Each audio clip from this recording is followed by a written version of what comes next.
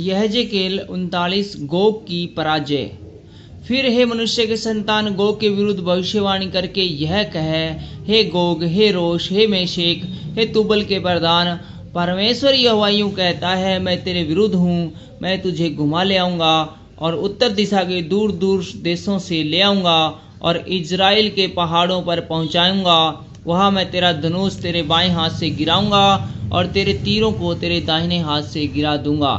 तो अपने सारे दलों और अपने साथ की सारी जातियों समेत इज़राइल के पहाड़ों पर मार डाला जाएगा। मैं तुझे भांति भांति के मांसाहारी पक्षियों और वन पशुओं को आहार कर दूंगा। तू खेत में गिरेगा, क्योंकि मैंने ही ऐसा कहा है। परमेश्वर यहोवा की यही वाणी है। मैं गोग में और द्वीपों के निडर रहने वालों के बीच आग लगाऊंगा और वे जान लेंगे कि मैं यहोवा हूँ। मैं अपनी प्रजा इज़राइल के बीच अपना नाम प्रकट करूंगा और अपना पवित्र नाम फिर अपवित्र न होने दूंगा। तब जाति जाति के लोग भी जान लेंगे कि मैं यहोवा इज़राइल का पवित्र हूँ। यह घटना होने वाली है और वह हो जाएगी।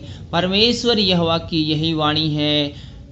यह वही दिन है जिसकी चर्चा मैंने की है। तब इज़राइल के नगरों के रहने वाले निकलेंगे और हथियारों में आग लगाकर जला देंगे। ढाल और फरी, धनुष और तीर, लाठी, बर्छे सब को वे 7 वर्ष तक जलाते रहेंगे। इसके कारण वे मैदान में लकड़ी न बीनेंगे न जंगल में काटेंगे, क्योंकि वे हथियारों ही को जलाएंगे और अपने लूटने वालों को लूटेंगे और अपने छीनने वालों से छीनेंगे। परमेश्वर यहोवा की यही वाणी है। गोग का दफनाया जाना। उस समय मैं गोग को इज़राइल के देश में कब्रिस्तान दूंगा। वह ताल की पूर्व ओर होगा। वह अपने जाने वालों की तराई कहलाएगा और आने जाने वालों को वहां रुकना पड़ेगा। वहां सब भीड़ समेत गोग को मिट्टी दी जाएगी और उस स्थान का नाम गोग की भीड़ की तराई पड़ेगा। इज़राइल का घराना उनको 7 महीने तक मिट्टी देता रहेगा, ताकि अपने देश को शुद्ध करे। देश के सब लोग मिलकर उनको मिट्टी देंगे और जिस समय मेरी महिमा होगी उस समय उनका भी नाम बड़ा होगा। और परमेश्वर यहोवा की यही वाणी है। तब वे मनुष्यों को नियुक्त करेंगे जो निरंतर इसी काम में लगे रहेंगे, अर्थात देश में घूम घाम कर आने जाने वालों के संग होकर देश को शुद्ध करने के लिए उनको जो भूमि के ऊपर पड़े हो मिट्टी देंगे। और 7 महीनों के बीतने तक में ढूंढ ढूंढ कर यह काम करते रहेंगे। देश में आने जाने वालों में से सब कोई मनुष्य की हड्डी देखे, तब उसके पास एक चिन्ह खड़ा करेगा। वह उस समय तक बना रहेगा जब तक मिट्टी देने वाले उसे गोग की भीड़ की तराई में गाड़ न दे। वहाँ के नगरों का नाम भी हमोना है। यो देश शुद्ध किया जाएगा। फिर वे मनुष्य के संतान, फिर हे मनुष्य के संतान, परमेश्वर यहोवा यूं कहता है, भांति भांति के सब पक्षियों और सब वन पक्षियों को आज्ञा दे, इकट्ठे होकर आओ मेरे इस बड़े यज्ञ में जो मैं तुम्हारे लिए इज़राइल के पहाड़ों पर करता हूँ। हर एक दिशा से इकट्ठे हो कि तुम मांस खाओ और लहू पियो। तुम शूरवीरों का मांस खाओगे और पृथ्वी के प्रधानों का लहू पियोगे और मेढ़ों, मेमनों, बकरों और बैलों का भी जो सब के सब बाशान के तैयार किए हुए होंगे। मेरे उस भोज की चर्बी से जो मैं तुम्हारे लिए करता हूँ तुम खाते खाते अगा जाओगे और उसका लहू पीते पीते थक जाओगे।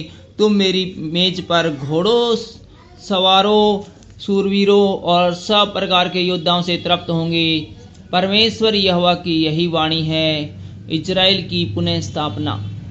मैं जाति जाति के बीच अपनी महिमा प्रकट करूंगा और जाति जाति के सब लोग मेरे न्याय के काम को जो मैं करूंगा और मेरा हाथ जो उन पर पड़ेगा देख लेंगे। उस दिन से आगे इज़राइल का घराना जान लेगा कि यहोवा हमारा परमेश्वर है। जाति जाति के लोग भी जान लेंगे कि इज़राइल का घराना अपने अधर्म के कारण बंधुआई में गया था, क्योंकि उन्होंने मुझसे ऐसा ही विश्वासघात किया कि मैंने अपना मुंह उनसे मोड़ दिया और उनको उनके बैरियों के वश में कर दिया और वे सब तलवार से मारे गए।